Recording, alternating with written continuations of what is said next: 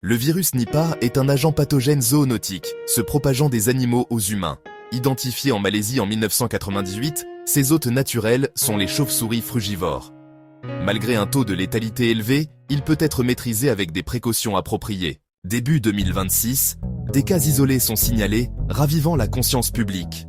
Les autorités sanitaires mondiales, dont l'OMS, surveillent la situation avec une communication transparente et une réponse mesurée.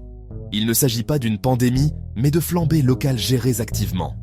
Le message clé, éviter la désinformation et se fier aux experts. Pour rompre les chaînes de transmission, les agences de santé se concentrent sur l'identification rapide des cas, la recherche des contacts et le contrôle des infections. L'objectif est d'empêcher que les petites flambées ne dégénèrent. Comprendre le virus Nipah permet aux communautés d'agir sans peur.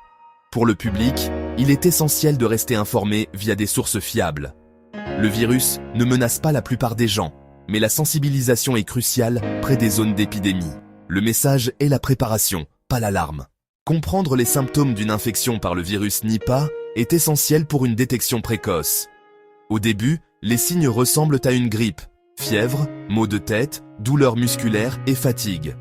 À mesure que la maladie progresse, des symptômes plus graves peuvent apparaître. Comme ces symptômes sont généraux, un diagnostic précis tenant compte des antécédents de voyage et d'exposition est crucial. Des vomissements et de la diarrhée peuvent survenir, affaiblissant le patient. Mais l'aspect le plus préoccupant est l'atteinte du système nerveux central, où le virus peut provoquer une encéphalite aiguë. L'état du patient peut se détériorer rapidement, avec des signes neurologiques comme la confusion mentale. Dans les cas graves, un coma peut survenir en 24 à 48 heures. Cette encéphalite explique le taux de mortalité élevé, qui peut atteindre 75%. Cependant, toutes les personnes infectées ne connaîtront pas cette progression sévère. Toute personne présentant des symptômes, après un séjour en zone d'épidémie ou un contact à risque, doit consulter un médecin sans délai. La transmission du virus Nipah suit des voies spécifiques, depuis son réservoir naturel, chez les chauves-souris frugivores. Le virus peut passer à d'autres animaux, comme les porcs, qui agissent comme hôtes intermédiaires. Une fois infectés, ils peuvent amplifier le virus et le transmettre aux humains, notamment aux éleveurs. C'est cette voie qui a provoqué l'épidémie de 1998 en Malaisie et à Singapour. Les humains peuvent être infectés par l'environnement, en consommant des aliments contaminés par des chauves-souris, comme la sève de palmier dattier cru ou des fruits non lavés. Une personne infectée peut aussi transmettre le virus par contact physique étroit. Les soignants sont particulièrement à risque sans équipement de protection. Cependant, le Nipah n'est pas aussi contagieux que d'autres virus comme la rougeole. Début 2026, le nombre de cas de Nipah reste faible, concentré dans des foyers géographiques bien définis. La plupart des infections sont liées à un contact direct avec des animaux infectés ou à la consommation de produits contaminés, comme la sève de palmier crue.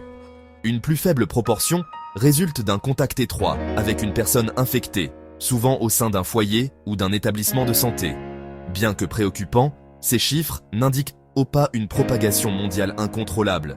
Les experts évaluent le risque mondial comme réel mais gérable, car le mode de transmission du virus le rend moins susceptible de déclencher une pandémie rapide. Le risque est plus élevé pour les personnes dans les zones d'épidémie et pour les travailleurs de la santé. Pour la population mondiale, le risque immédiat du Nipah reste faible.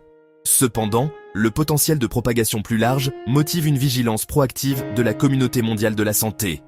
La crainte est qu'une future souche puisse devenir plus transmissible entre humains.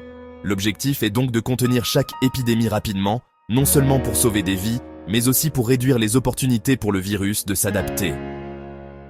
Les chiffres actuels racontent l'histoire d'un virus dangereux, mais contenable, qui nécessite une réponse ciblée plutôt qu'une panique mondiale. Pour une information précise, suivez les rapports officiels de l'OMS et des ministères de la Santé, à l'abri de la désinformation. La réponse aux épidémies de Nipah se concentre sur le confinement et les soins, mais la solution à long terme réside dans le développement de vaccins et de traitements efficaces. Des progrès significatifs offrent un horizon d'espoir. Plusieurs candidats vaccins sont en développement, utilisant des plateformes avancées comme l'ARN messager, les vecteurs viraux et les sous-unités protéiques. Certains ont déjà démontré des résultats prometteurs dans des études précliniques, protégeant les animaux de l'infection. Les candidats les plus prometteurs sont passés aux essais cliniques de phase 1 chez l'homme pour évaluer leur sécurité. Les progrès dans le développement d'un vaccin sont une source d'optimisme. Les premiers essais cliniques sont en cours pour évaluer la sécurité et l'efficacité des candidats vaccins. Bien que le processus soit long, des collaborations mondiales contribuent à accélérer la recherche. Parallèlement, les chercheurs étudient activement des traitements pour les personnes déjà infectées. Cela inclut le test de médicaments antiviraux existants et le développement de nouveaux agents thérapeutiques, comme les anticorps monoclonaux. Bien que les soins de soutien restent la pierre angulaire, l'avancement des thérapies ciblées pourrait changer radicalement le pronostic des patients. Calme, prudence et informations vérifiées sont les outils pour contenir Nipah. Pour des mises à jour fiables, consultez l'OMS et votre ministère de la Santé, Gilles.